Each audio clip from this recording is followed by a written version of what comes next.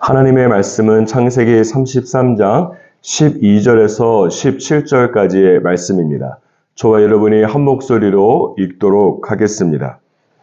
에서가 이르되 우리가 떠나자 내가 너와 동행하리라. 야곱이 그에게 이르되 내 주도 아시거니와 자식들은 연약하고 내게 있는 양떼와 소가 새끼를 데리고 있은즉 하루만 지나치게 몰면 모든 떼가 죽으리니 청하건대 내 주는 종보다 앞서 가소서. 나는 앞에 가는 가축과 자식들의 걸음대로 천천히 인도하여 세일로 가서 내 주께 나아가리이다. 에서가 이르되 내가 내 종 몇 사람을 내게 머물게 하리라. 야곱이 이르되 어찌하여 그리 하리이까. 나로 내 주께 은혜를 얻게 하소서 하매 이날에 에서는 세일로 돌아가고 야곱은 숲곳에 이르러 자기를 위하여 집을 짓고 그의 가축을 위하여 우리간을 지었으므로 그 땅 이름을 숲곳이라 부르더라. 아멘. 오늘 본문 말씀은 야곱과 에서가 서로 화해한 다음에 에서가 야곱에게 함께 동행할 것을 제안하고 있는 장면입니다. 하지만 야곱은 자신은 가족과 가축들이 있어서 그들의 걸음에 맞추어서 천천히 가겠다고 말을 한 다음에 에서의 제안을 정중하게 거절하고 있습니다. 그랬더니 에서가 그러면 나의 종들을 야곱에게 붙여주겠다고 하자 야곱은 두 번째 제안도 감당하지 못할 은혜라고 말하면서 정중하게 에서의 제안을 거절하고 있습니다. 여기서 생각해 보고 싶은 것은 이것입니다. 왜 야곱이 굳이 에서의 제안을 두 번이나 거절했을까 하는 것입니다. 그것은 야곱과 에서 두 사람이 각각 영적으로 걸어가는 길이 다르기 때문에 그렇습니다. 야곱은 하나님의 말씀을 따라 믿음으로 걸어가는 길이고 그 목적지는 영적인 축복의 땅인 가나안 땅입니다. 반면에 에서는 어떤 사람입니까? 자기의 생각을 따라 걸어가는 길이고 그 목적지는 세상적이고 우상의 땅 세일입니다. 따라서 야곱이 형 에서와 화해한 다음에 같이 형과 동행을 하다 보면 막 타지에서 돌아온 야곱은 형 에서의 말을 들을 수밖에 없고 가나안 땅이 아니라 우상의 땅인 세일로 갈 가능성이 큰 것입니다. 유학생들이 미국에 처음 도착하게 되면 보통 정착을 도와주는 한 가정이 나오게 됩니다. 그렇게 되면 그 가정이 유학생을 어느 곳으로 인도하는가에 따라서 유학생활뿐만이 아니라 인생 전체가 영향을 받을 때가 많이 있습니다. 미국에서의 정착이 정말로 힘든데 정착을 도와준 가정의 제안을 거절하는 것이 정말로 어렵기 때문에 그런 것이죠. 그래서 유학생이 처음 미국에 입국할 때에 교회는 교회 나름대로 한 가정이 나가게 되고 또 다른 종교에서도 나름대로 전도하기 위해서 나가는 것입니다.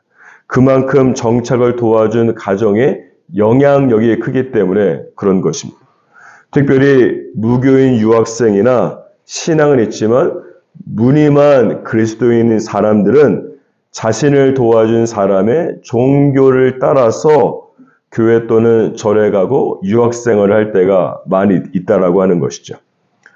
이런 면에서 야곱은 20년 동안 타지에 있다 돌아온 것이기 때문에 만약 에서와 동행을 하고 에서가 야곱의 정착을 도와주게 된다면 여러 가지 정착에 대한 정보를 에서를 통해서 많이 듣게 되었을 것입니다. 하지만 야곱은 그런 에서의 제안을 거절하고 있는 것입니다. 야곱은 표면적으로는 함께 동행하는 가족과 가축들의 이유를 들기는 했지만 영적으로 야곱은 처음부터 죄를 지을 가능성을 차단하기 위해서 에서와의 동행을 거절하고 있는 것입니다. 하나님의 말씀을 떠나 가나안 땅을 두고서 에서가 있는 세일로 갈 수는 없기 때문에 그렇습니다. 지금 야곱은 형 에서와 극적으로 화해를 했기 때문에 형 에서의 제안을 거절하는 것이 쉽지 않은 상황일 수 있습니다.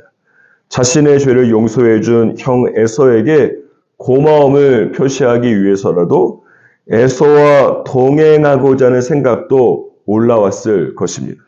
하지만 야곱은 아무리 고마운 사람이라고 할지라도 영적인 부분에 있어서는 사람에게 절대로 끌려다니지 않은 것입니다.